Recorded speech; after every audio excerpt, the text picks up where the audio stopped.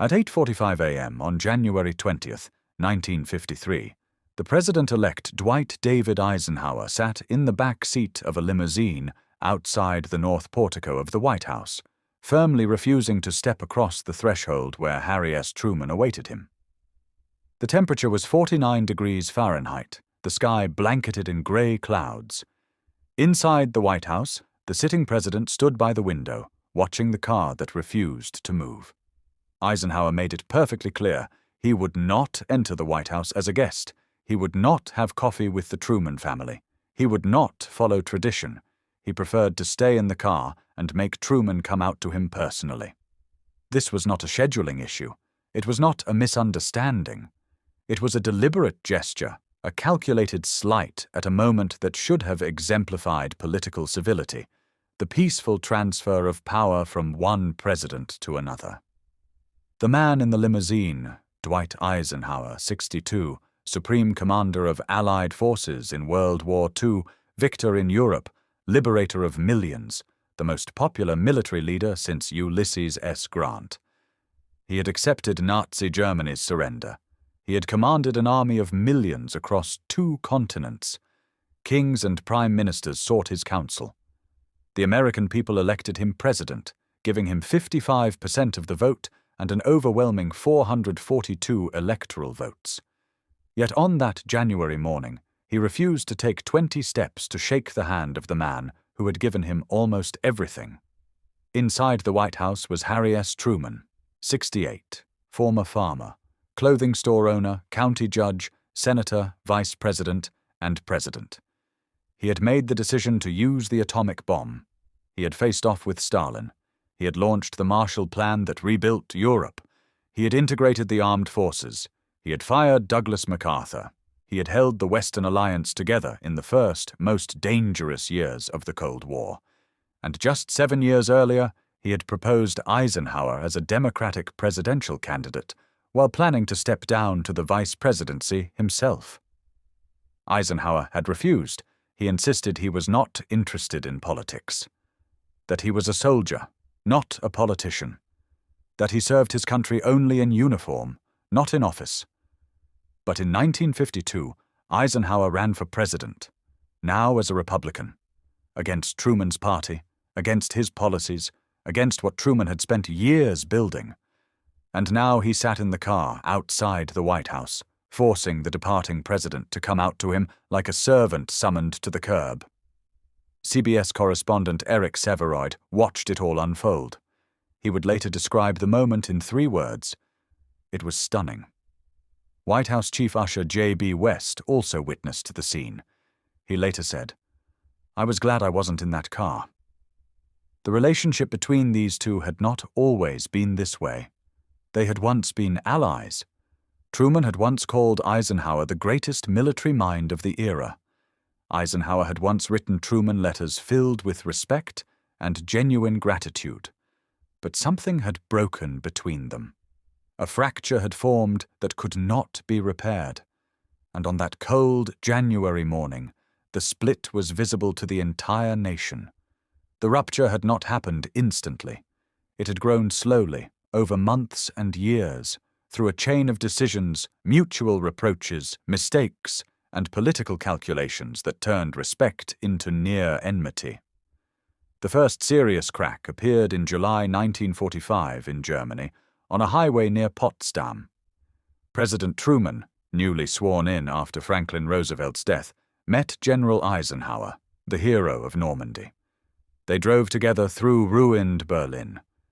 Truman looked at the young general beside him and saw the future of America.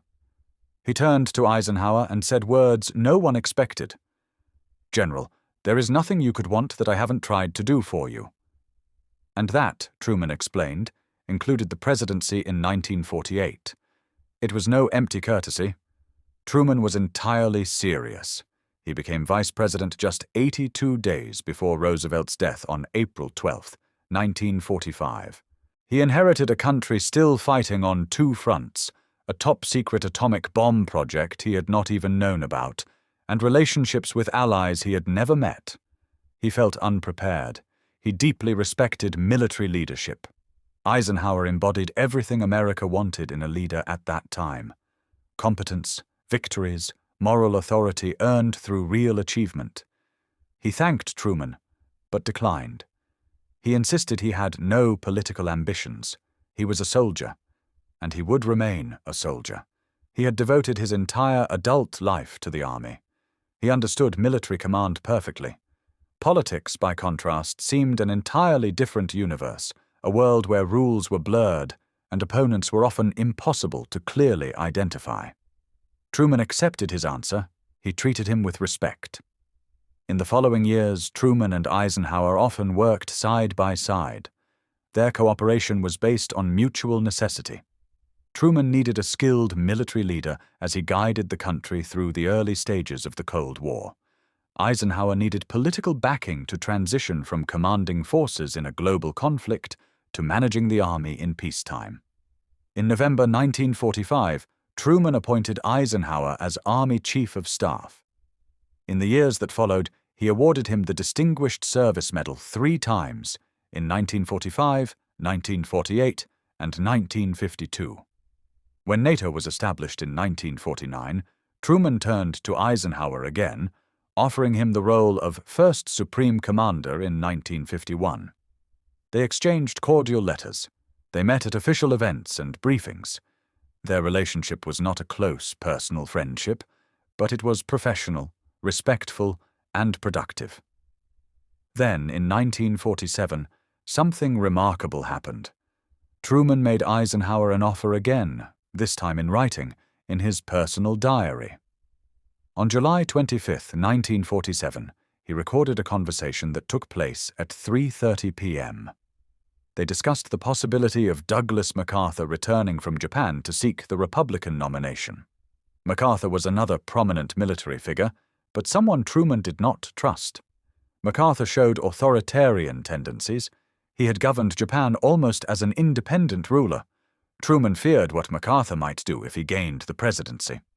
His decision was bold.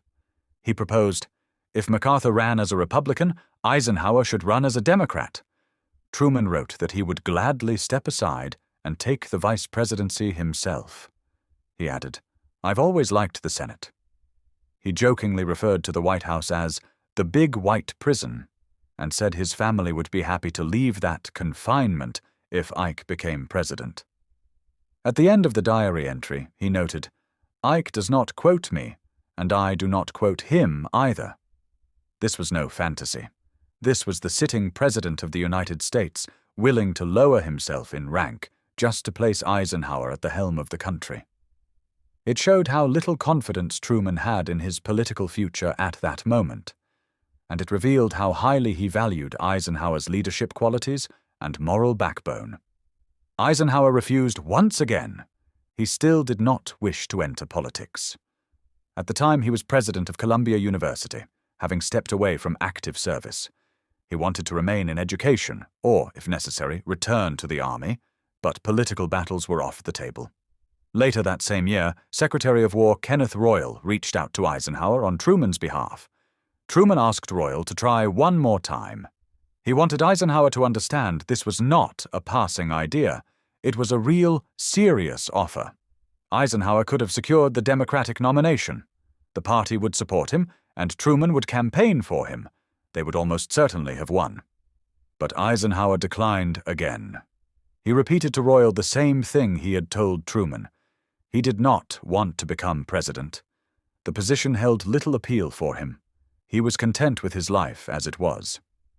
In February 1948, Truman awarded Eisenhower his 4th Distinguished Service Medal at a White House ceremony. The two leaders stood side by side for photographs. They smiled. In the images, there is no hint of the hostility that would emerge later. Eisenhower was in full dress uniform, adorned with medals and ribbons. Truman looked genuinely proud standing beside him. Newspaper captions described them as allies working together for the safety of America's future. But that same year, Truman faced the greatest political crisis of his presidency. His approval ratings had plummeted. The Democratic Party was fracturing. Henry Wallace ran as a progressive, drawing votes from the left. Strom Thurmond ran as a Dixiecrat, splitting support in the South. Republicans controlled both chambers of Congress. Everyone predicted Truman would suffer a crushing defeat to Republican Thomas Dewey. Yet Truman entered the 1948 race. Against predictions, against failing polls, against a divided party, Truman won. It became one of the greatest political upsets in American history. He won without Eisenhower. He won because of himself. But Eisenhower's refusals planted an uneasy doubt in Truman's mind. A question. If Eisenhower truly had no interest in politics, why did people keep urging him to run? And if he was so indifferent to power, why did his refusals sound like he was keeping the door open for a future yes? The answer came in 1952. Eisenhower announced he would seek the presidential nomination, but as a Republican. This shocked many, but none more than Truman himself. For 5 straight years, Eisenhower insisted politics held no interest for him. He rejected repeated offers from the Democrats. He twice declined the presidency almost effortlessly, without a campaign, on a silver platter. And now he was entering politics. But as a Republican, against the party that had supported him throughout his career. Truman saw it as a personal betrayal. He had offered Eisenhower the presidency. Twice. He was ready to step aside, become vice president, cede power to a man he trusted above all others. And Eisenhower said no. Now he wanted it, just not through Truman and the Democrats. Yet even this had not yet destroyed their relationship. Political disagreements could be endured. Eisenhower believed in different economic approaches, different methods of governance. These were honest differences of opinion. Truman could accept that. What he could not accept, what shattered their relationship finally and irreversibly, occurred during the campaign. The cause was a man named George Catlett Marshall. Marshall was born in Pennsylvania in 1880. He graduated from the Virginia Military Institute in 1901. He served in the Philippines, in France during World War I, and in China between the wars. He was methodical, disciplined, and an outstanding organizer. He understood how armies were built, how operations on multiple continents were coordinated, how to choose commanders capable of executing incredibly complex orders. When World War II began, Marshall became Army Chief of Staff. He held the position from 1939 to 1945. Over those 6 years, he transformed the U.S. Army from a modest force of fewer than 200,000 men into a giant military machine of more than 8 million. He appointed commanders, approved strategic plans, allocated resources, and oversaw the entire system. In doing so, he made Eisenhower's career possible. In 1941, Eisenhower was a lieutenant colonel, known only in limited circles. But Marshall saw something greater in him. He promoted him rapidly, bypassing hundreds of senior officers. By 1942, Eisenhower commanded Allied forces in North Africa. In 1943, Marshall recommended him to lead Operation Overlord, the Normandy invasion, D-Day. Marshall himself had wanted the post. This position held little personal appeal for him. He was satisfied with his life as it was. In February 1948, Truman awarded Eisenhower his 4th Distinguished Service Medal at a White House ceremony. The two leaders stood side by side for photographs. They smiled. There was no hint in the images of the hostility that would later emerge. Eisenhower was in full dress uniform, decorated with medals and ribbons. Truman looked genuinely proud beside him. Newspaper captions described them as allies, working together for the safety of America's future. But that same year, Truman faced the greatest political crisis of his presidency. His approval ratings had plummeted. The Democratic Party was fracturing. Henry Wallace ran as a progressive, pulling votes from the left. Strom Thurmond ran as a Dixiecrat, taking support in the South. Republicans controlled both chambers of Congress. Everyone predicted Truman would suffer a crushing defeat at the hands of Republican Thomas Dewey. Yet Truman entered the 1948 race. Against predictions, against failing polls, against a divided party, Truman won. It became one of the greatest political upsets in U.S. history. He won without Eisenhower. He won because of himself. But Eisenhower's refusals planted a troubling question in Truman's mind.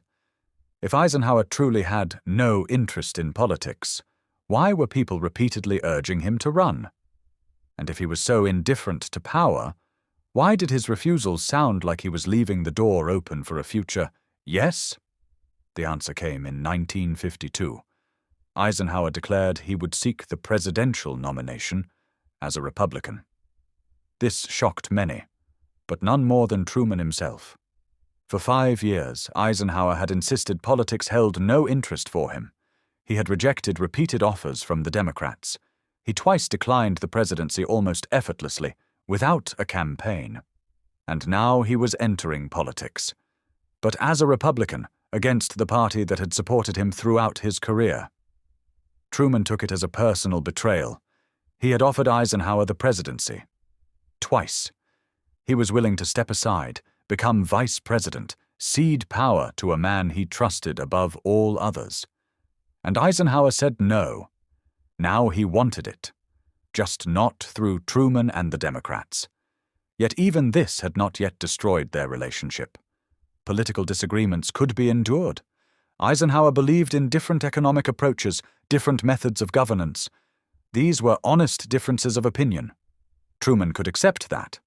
What he could not accept, what shattered their relationship finally and irreversibly, happened during the campaign.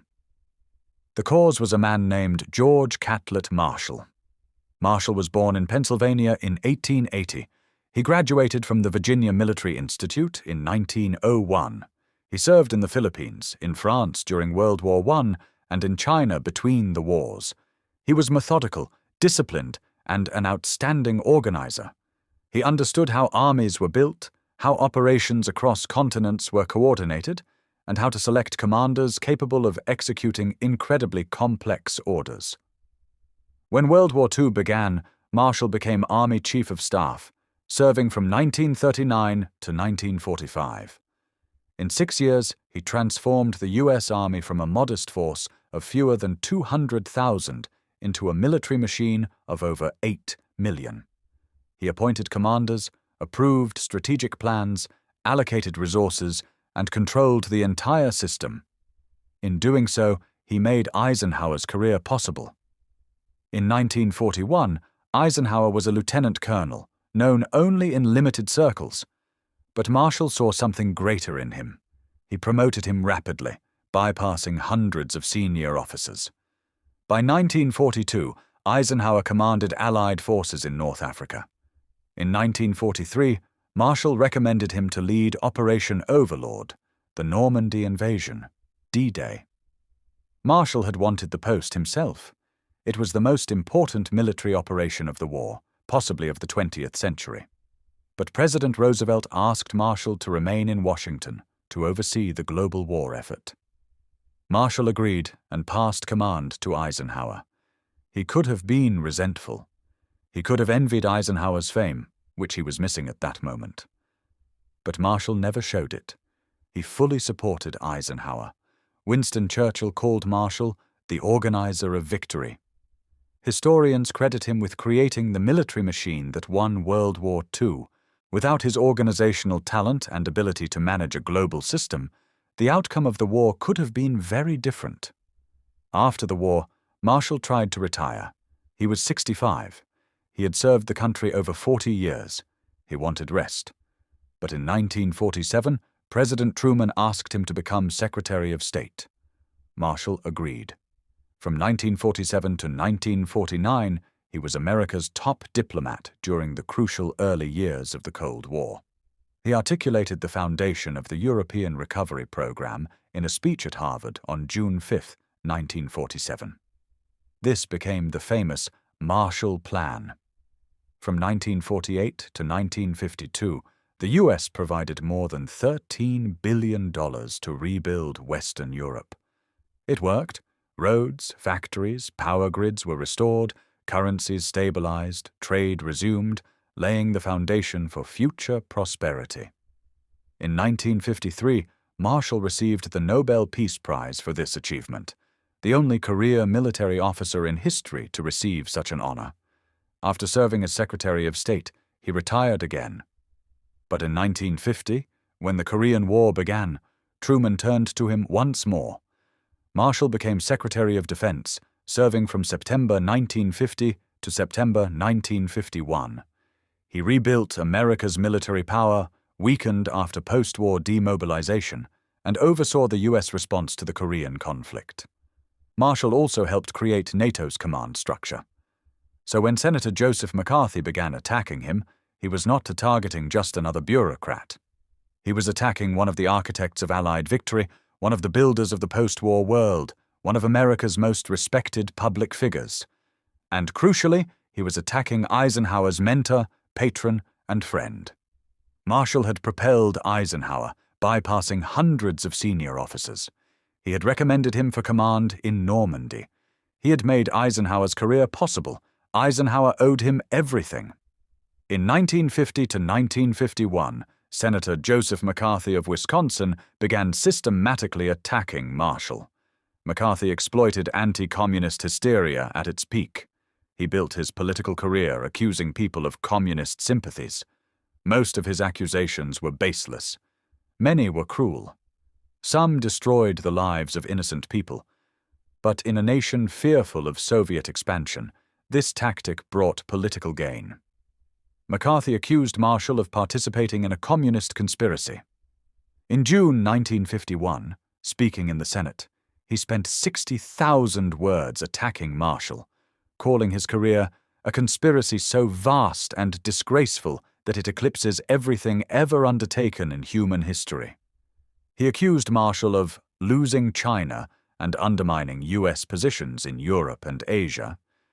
He suggested Marshall was deliberately advancing communist interests. These accusations were insane, absurd. Marshall had devoted his entire adult life to serving his country. He had built the army that defeated Nazi Germany and Imperial Japan. He had created the Marshall Plan, halting the spread of communism in Europe.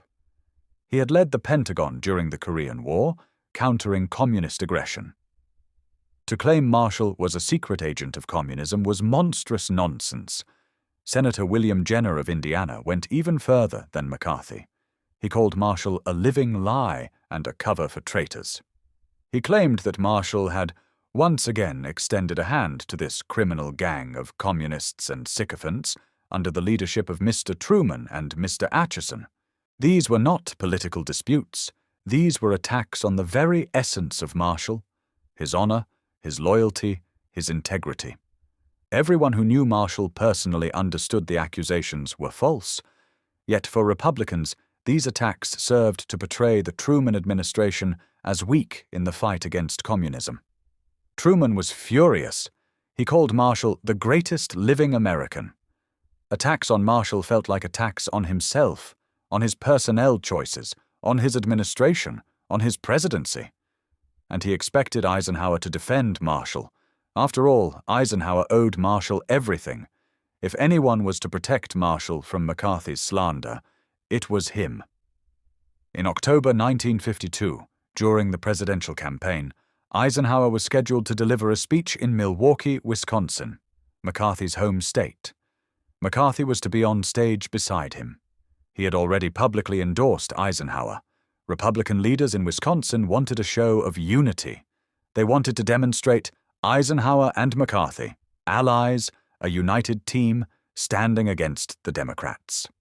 A paragraph defending Marshall had been included in Eisenhower's prepared speech. It was short but clear. I am aware that allegations of disloyalty have been made against General Marshall. I have had the good fortune to know General Marshall personally for 35 years. I know him, as a man and as a soldier, as a person of profound patriotism, selflessly devoted to America, and this episode serves as a sober lesson on how freedom should not protect itself. This paragraph was in the approved text. It had been sent to journalists in advance. The press expected a dramatic moment. Political commentators anticipated a powerful scene. Eisenhower, war hero, at the heart of McCarthy's territory, defending his mentor against lies and attacks. It could have been a striking demonstration of principles, loyalty, and the courage to stand for truth, even at political risk. But then Wisconsin Governor Walter J. Kohler, Jr., and part of Eisenhower's campaign staff began persuading him to remove the paragraph. They argued that defending Marshall would offend McCarthy, it would offend Wisconsin Republicans, it would spark an unnecessary scandal. That evening, the speech would not be about Eisenhower's vision for America, but about the dispute between Marshall and McCarthy. That's what his advisers told him. They assured him the political cost would be too high. Wisconsin was a key state. McCarthy was popular there. Eisenhower needed Wisconsin's electoral votes. Why risk a conflict over an issue that would not change a single vote? Eisenhower listened to his advisers. He understood their reasoning. He saw they were trying to help him win, and he wanted to win. He believed he could achieve great results as president. He could end the Korean War, manage the Cold War more effectively than Truman, and bring order to what he saw as a sprawling, inefficient federal bureaucracy. But to accomplish all of that, he had to win the election. And to win the election, he needed Wisconsin. So Eisenhower agreed. He removed the paragraph. He calculated, victory was more important than publicly defending Marshall. He told himself he could defend him later, after the election, when political pressure had eased. He assured himself it was a small compromise, one that would not matter in the long run. On October 3, 1952, Dwight Eisenhower stood on the stage of the Milwaukee Arena before 10,000 people. Senator Joseph McCarthy stood beside him. The arena was packed. The crowd was ecstatic. They cheered as Eisenhower appeared. They cheered even louder when McCarthy joined him. Eisenhower delivered his speech. He praised McCarthy's efforts in the fight against communism. He spoke about the need to root out subversive activity within the government. He effectively endorsed McCarthy's crusade. And he said nothing, not a single word, about George Marshall. He did not defend him. He did not even mention him. He acted as if Marshall did not exist. After the speech, McCarthy approached Eisenhower. Photographers were already poised. McCarthy extended his hand. Eisenhower saw what was happening. He tried to step back, tried to avoid the handshake, but people blocked his path from behind. McCarthy was too quick. He grabbed his hand and raised it high into the air, like a referee declaring the winner in a boxing match. Camera flashes erupted. The photograph spread across the nation. Dwight Eisenhower, hero of Normandy, held the hand of the man who had called his mentor a traitor. The press reaction was merciless. Because the paragraph defending Marshall had been included in the prepared text, journalists knew Eisenhower had planned to defend him and had consciously chosen not to. This was no mistake, no scheduling mix-up. It was a deliberate choice. Eisenhower had weighed defending his mentor against his chances of winning Wisconsin, and Wisconsin won. The New York Times ran the story on the front page. The Washington Post published an editorial. Commentators across the country condemned the decision. Even some Republicans were shocked. One Republican editor wrote that Eisenhower had sold his soul for a bowl of lentil soup. Truman's reaction was immediate and harsh. He told reporters, "I never thought a man now running as the Republican candidate could sink so low." Later, he expanded on this in speeches. He called it one of the most outrageous acts in the history of the country. He said, "Eisenhower's problem is that he is simply a coward, and he should be ashamed of what he did." Truman did not stop there. He made defending Marshall a central theme of his campaign. He reminded the public that Marshall had been Eisenhower's superior, his mentor, the man who had made his career possible. He asked, how could Eisenhower be trusted to confront the Soviet Union if he could not stand up to Joe McCarthy? He questioned Eisenhower's character, his judgment, his fitness for the presidency. Eisenhower knew what Truman was saying. He read the newspapers, he heard the criticism, and instead of accepting it as the inevitable cost of his choice, he became angry. He believed Truman's attacks were unfair, politicized, and personal. He decided for himself that Truman was using Marshall as a weapon against him. He convinced himself that Truman did not truly care about Marshall, that it was merely campaign rhetoric. But for Truman, Marshall really did matter. Marshall had been his Secretary of State and Secretary of Defense. He was one of Truman's most trusted advisors. Truman called him the greatest living American. To Truman, loyalty, honor, and the willingness to defend those who had once defended you mattered. And in his eyes, Eisenhower had failed that test. But it did not end there. 2 weeks before the Milwaukee speech, Eisenhower had already held a campaign event in Indianapolis with Senator William Jenner. This was the same Jenner who had called Marshall a cover for traitors and claimed he was, once again, extending a hand to a gang of traitors and communist sympathizers. Jenner embodied everything worst about the anti-communist hysteria of the early 1950s: reputation destruction, baseless accusations, exploitation of fear as a political tool. Eisenhower knew exactly what Jenner had said about Marshall. Everyone knew. These words were written in black and white. But Eisenhower needed Indiana, and Jenner held significant influence within the state Republican establishment. Eisenhower's advisers argued that he had to appear on stage with Jenner, accept his endorsement, smile for the cameras, otherwise he risked losing a key ally and crucial votes. And Eisenhower agreed. He stepped onto the stage beside the man who had insulted Marshall. He allowed Jenner to embrace him. He smiled. Photographers captured the moment, Eisenhower and Jenner, arm in arm, shoulder to shoulder, as a symbol of unity against the Democrats. Later, Eisenhower admitted to his aides that he felt dirty after that, yet he did it anyway. He convinced himself it was unavoidable, that he would wash it away after victory, that temporary compromises were justified by the goal, winning the election. But for Truman, this episode was even worse than Milwaukee. In Milwaukee, Eisenhower at least initially planned to defend Marshall before backing down under pressure. In Indianapolis, he didn't even try. He simply accepted Jenner's endorsement and stood beside him as if nothing wrong had occurred. For Truman, this sequence of behavior revealed a crucial aspect of Eisenhower's character. Republican campaigners accused Truman's administration of weakness against communism, corruption, and incompetence. Truman responded by labeling Eisenhower a Wall Street puppet and a figurehead of Republican reaction. By Election Day, their personal animosity was obvious to all. The sparks of hatred could no longer be hidden. Eisenhower won in a landslide. He received 55% of the vote, 442 electoral votes to Adlai Stevenson's 89. He even broke the Democrats' traditional hold over parts of the South, winning Florida, Texas, Tennessee, and Virginia. After the election, Eisenhower and Truman met only once, on November 18, 1952, for the official transition meeting at the White House. Both went into the meeting reluctantly. They had spent 3 months publicly attacking one another. They had said things about each other that could not be unsaid. Mutual contempt had developed, making even ordinary conversation nearly unbearable. The meeting took place in the Oval Office. Truman sat at the resolute desk. Eisenhower sat opposite.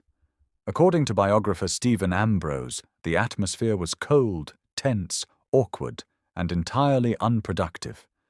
Neither wanted to be there, but both understood. Duty and tradition demanded it. Truman tried to explain the workings of the White House to Eisenhower. He discussed the organizational structure, how information flowed, how decisions were made, how cabinet meetings were conducted. He tried to pass on the accumulated experience of nearly 8 years in office. Eisenhower listened with visible irritation. He was a 5-star general. He had commanded millions, coordinated operations across continents, and it seemed to him that Harry Truman, a former small-town haberdasher from Missouri, could hardly teach him how to govern.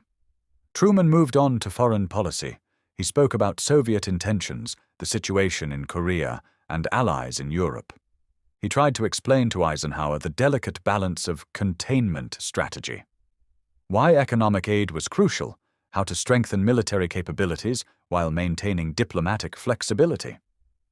But Eisenhower seemed to listen without much interest.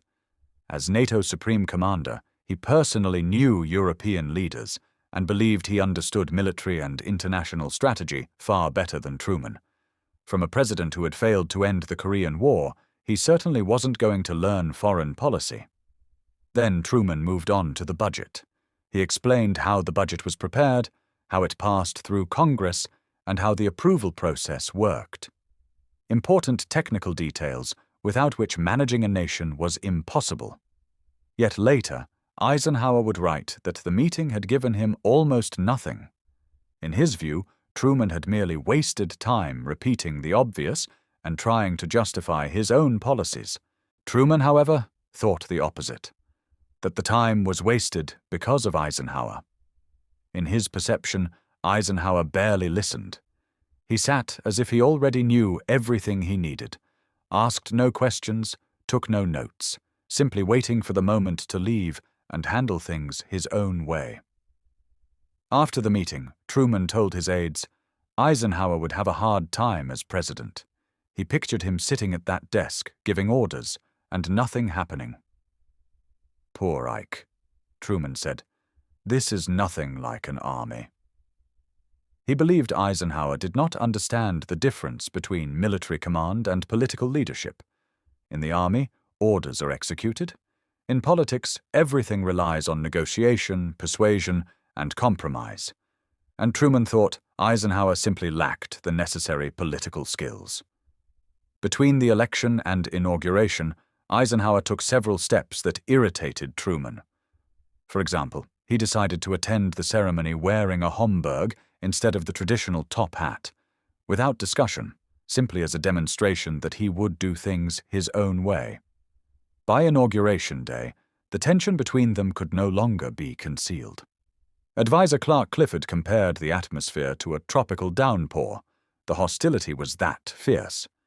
Eisenhower even complained that it would be difficult to sit next to that man on the way to the Capitol. He did not want to exchange pleasantries, did not want to participate in the ritual of the transfer of power. So he decided not to enter the White House before the ceremony at all. No coffee with Harry and Bess Truman, no adherence to the tradition of the president-elect greeting the outgoing president. He simply stayed in the limousine, forcing Truman to come to him. Mamie Eisenhower understood everything but remained silent. And Truman, watching from inside the White House at the car, knew exactly what was happening. For a moment, it seemed he might refuse to come out at all, and the ceremony could have been disrupted over who stepped across the threshold first. But he was the sitting president, and the responsibility rested on him. Containing his irritation, he walked to the car. Eisenhower did not move to meet him. Truman opened the door himself and got inside.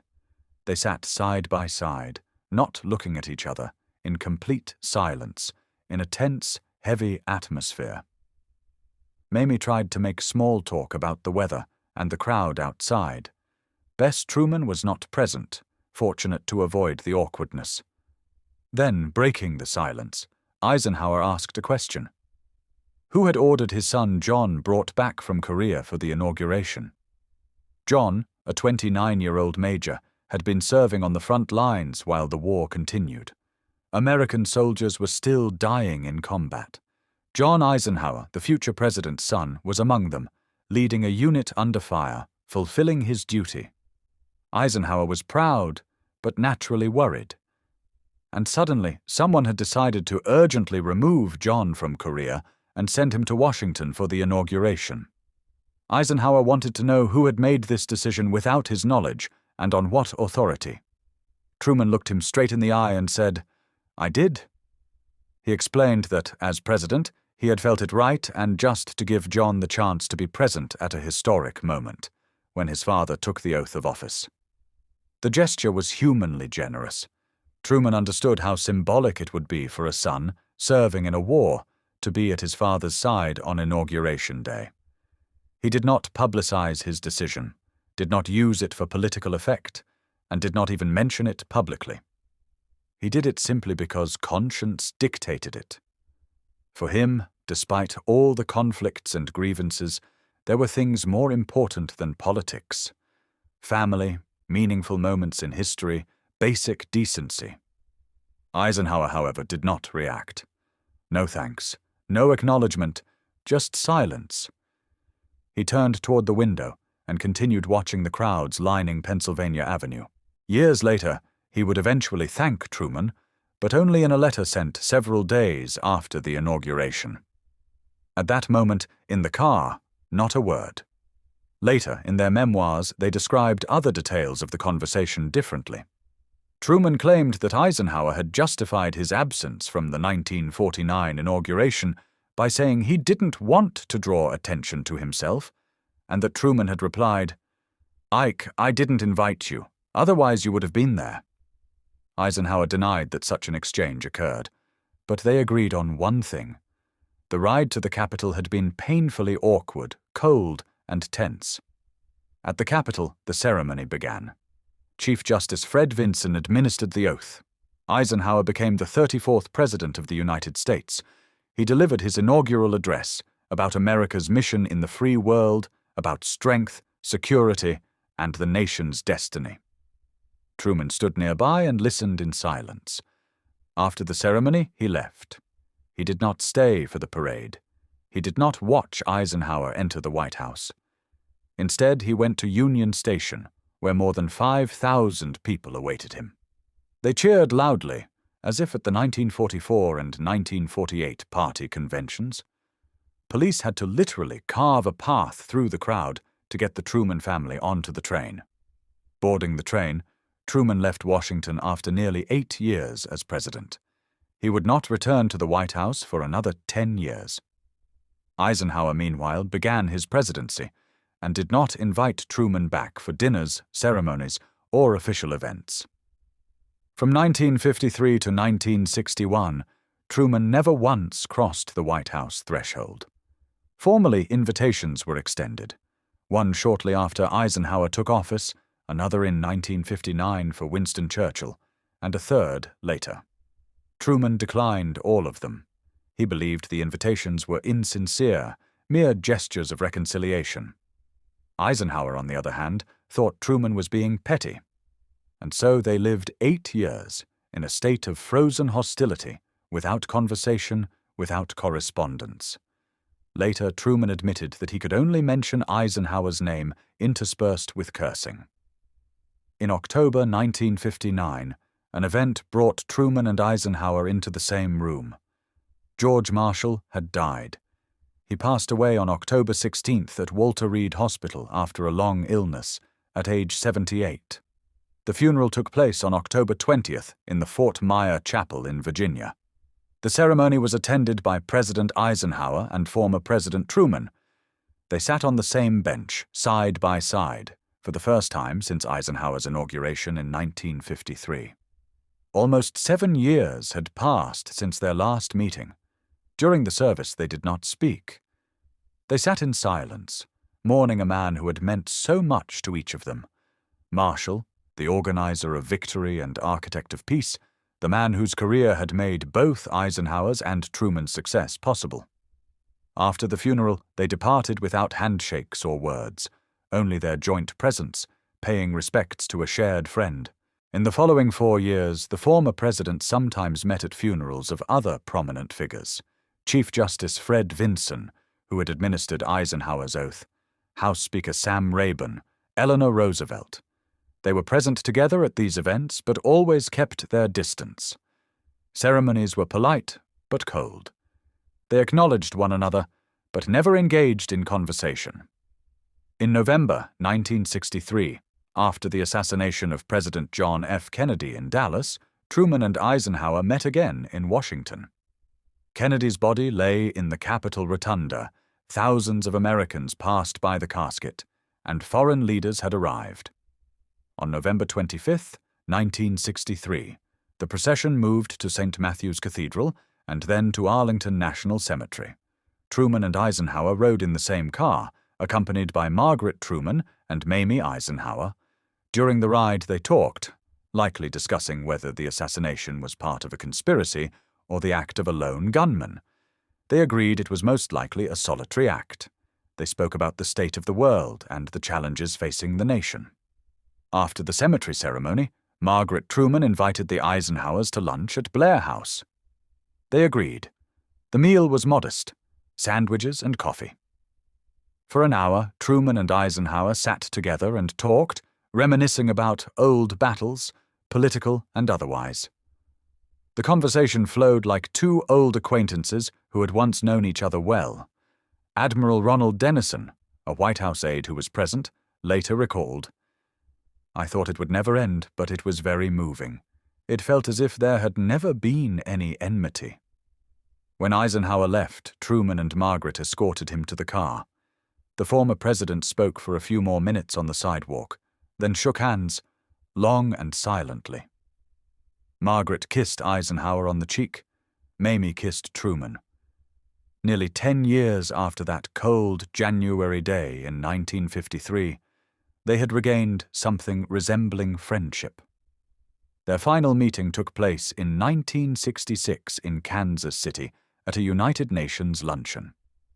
Eisenhower's brother Milton observed that all old grievances had vanished, and they genuinely enjoyed their time together. Eisenhower died on March 28, 1969, at age 78, having served 2 terms as president. He oversaw the construction of the interstate highway system, ended the Korean War, managed the early years of the Cold War, and appointed Earl Warren as Chief Justice of the Supreme Court. His presidency left a lasting imprint on U.S. infrastructure, foreign policy, and domestic affairs. Truman died on December 26, 1972, at age 88. He returned to Independence, Missouri, in 1953, lived there for nearly 20 years, established his presidential library, wrote memoirs, took daily walks, and remained politically active, supporting Democrats and speaking out on issues important to him. The image of January 1953, Eisenhower refusing to enter the White House, and Truman walking out to the car, became a symbol of how personal grudges can poison the performance of public duty. Eisenhower's refusal to enter the White House was not about hats, protocol, or schedules. It was about a sense of betrayal.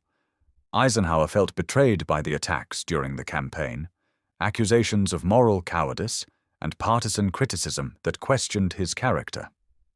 Truman, in turn, felt betrayed because Eisenhower did not defend George Marshall, stood alongside McCarthy and Jenner, and abandoned principles that Truman believed they had shared. Both had legitimate grievances, but they allowed personal resentments to take precedence over their duty to the moment.